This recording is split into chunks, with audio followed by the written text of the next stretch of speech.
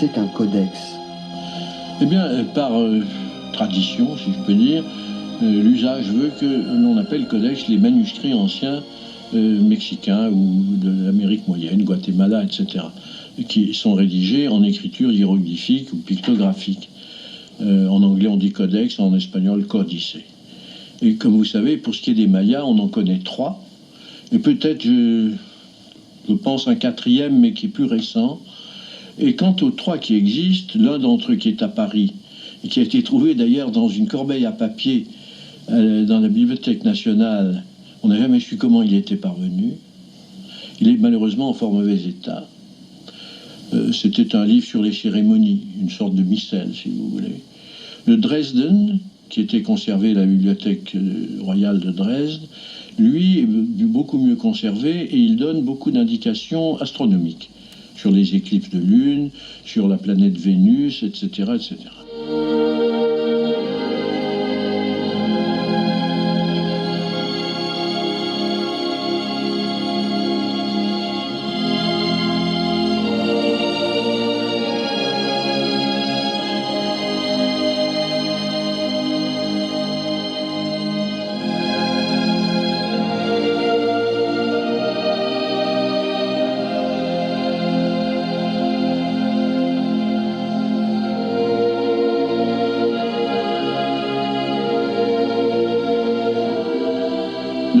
Est presque comme un cahier de notes d'un astronome, voyez-vous. Il y a dans le Dresde toute une série, plus de 400 lunaisons qui sont énumérées avec les éclipses, les dates des éclipses. Et ils avaient calculé la durée qui séparait une éclipse de l'autre avec une exactitude qui confond les astronomes actuels.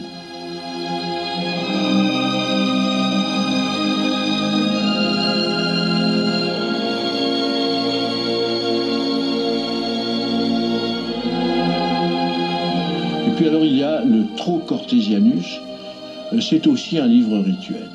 Mais enfin tout ça ne nous donne pas une clé aussi complète que Champollion a pu la donner grâce à la à la découverte de la pierre de Rosette. Malheureusement, il n'y a pas de pierre de Rosette maya, alors nous sommes obligés d'avancer. Et depuis des années, on avance, mais enfin notre connaissance n'est pas tout à fait complète. Alors jusqu'à présent, ces codex nous donnent une vision, si vous voulez, un peu squelettique. C'est un peu comme si notre civilisation ayant disparu, les archéologues du futur n'auraient pour savoir ce que nous pensions et ce que nous étions qu'un livre de messe et le calendrier des PTT.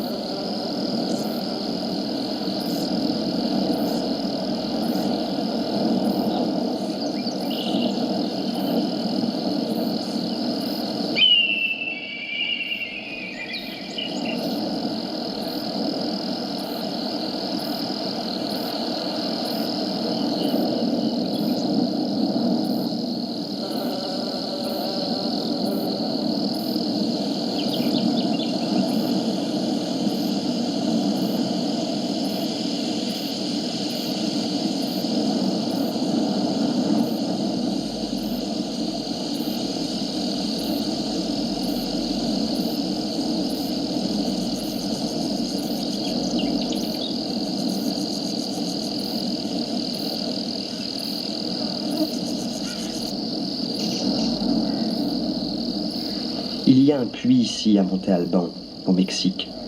Le soleil à chaque solstice venait éclairer le fond du puits, se mettre droit dedans. Est-ce que cela donnait une image du soleil aux Mayas? On peut faire 2 lectures peut-être de cette question. Une lecture élémentaire, qui serait de dire, au fond, il cherche à mesurer cet événement inhabituel, qui est d'avoir le soleil à la verticale exacte du puits, donc en voyant son ombre au fond du puits. C'est un phénomène un peu analogue que celui que nous avons rencontré pour Ératosthène, mesurant le rayon de la Terre, ou la direction du soleil à Abou Simbel venant éclairer la statue de la divinité au fond du temple. On pourrait, et c'est ce que vous suggérez, avoir une autre lecture. Quand on perce dans une pièce fermée un petit trou dans le mur, et qu'à l'extérieur, une belle journée ensoleillée éclaire le paysage, sur le mur opposé au trou de la serrure, à supposer qu'il soit blanc, vient se former une image renversée du paysage. C'est le principe de la chambre noire ou de la camera obscura qu'ont utilisé beaucoup, par exemple, les peintres de la Renaissance pour avoir une représentation fidèle du décor extérieur sur leur tableau. Alors est-il possible qu'ayant fait ainsi un tout petit trou au sommet du puits, dans une planche recouvrant le puits, au fond du puits, se soit ainsi projeté sur une feuille, un tissu blanc, l'image du soleil? Eh bien, techniquement, c'est tout à fait possible. Cette image ne serait pas très grande, environ 4 ou 5 cm de diamètre pour un puits de quelques mètres, mais suffisamment grande pour que, regardée avec attention, elle aurait pu traduire la présence de taches sur le soleil, par exemple. La lecture des documents mayas ne nous dit rien là-dessus.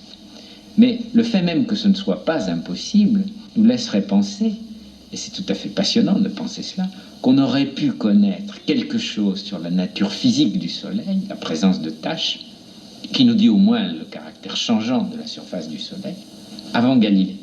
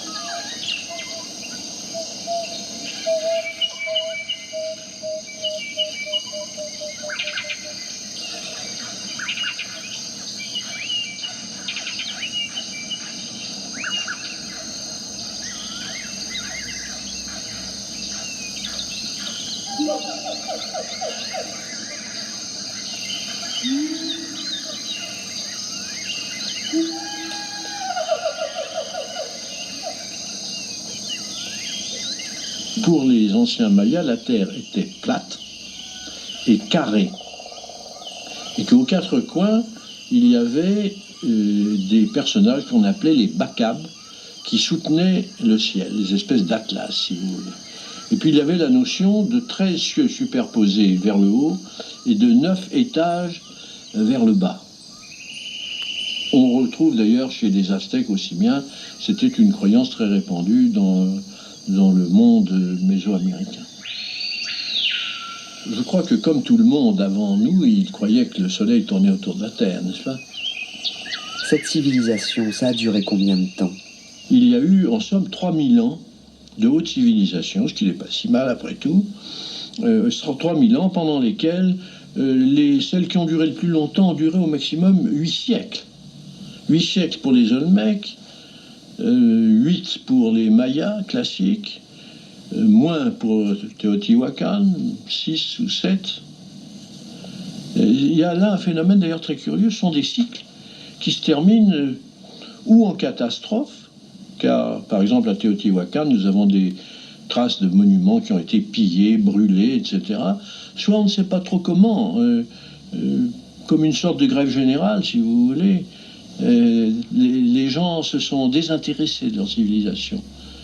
Il y a une espèce de fatigue au bout de quelques siècles de la part de peuples à qui on demandait beaucoup, avec la technologie rudimentaire qui était celle des anciens Mexicains et des Mayas en particulier, c'était des néolithiques. Et avec cette technique rudimentaire, il fallait que la population, que le paysan qui travaillait, qui faisait pousser le maïs, nourrissent une aristocratie intelligente, intellectuelle et administrative et militaire, que sais-je encore. Et finalement, je crois qu'ils se sont fatigués, ils sont partis dans la forêt, on ne les a plus revus.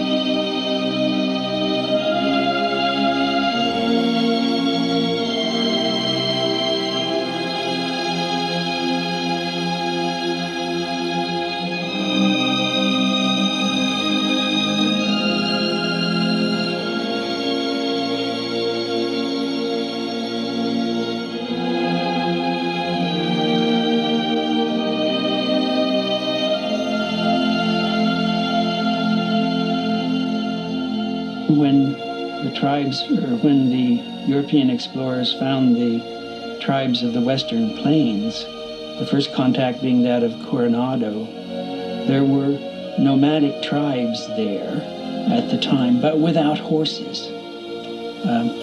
We're talking now about the Plains Indians, the Arapaho, the Shoshone, the Sioux, the Cheyenne, the Pawnee, and many of the other tribes, the Cree. Quelle était la tribu dont on pourrait dire qu'ils avaient les meilleurs astronomes?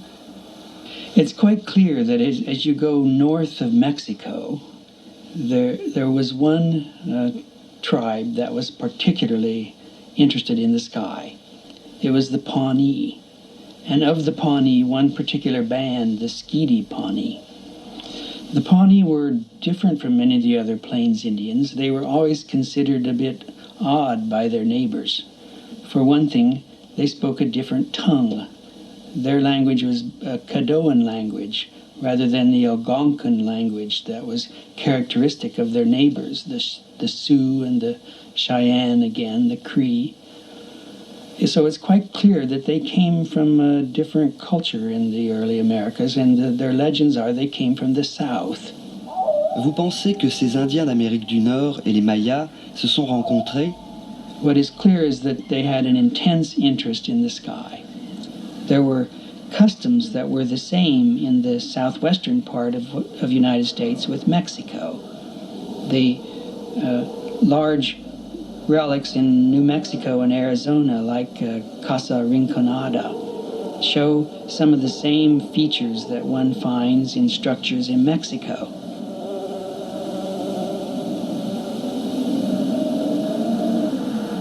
The Pawnee occupied what is now Nebraska, North Dakota, South Dakota, the central parts of the United States. We know that they were interested in the sky because of their dress. Their costumes were covered with stars. They named their villages after the stars.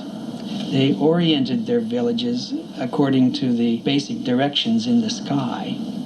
They took star names for their own. We have also a map from the Pawnee then in Oklahoma. This map of the Pawnees, though, shows quite clearly down the center a band of stars that must be the Milky Way. And it shows enough other features that we now know in the sky, like the Corona Borealis.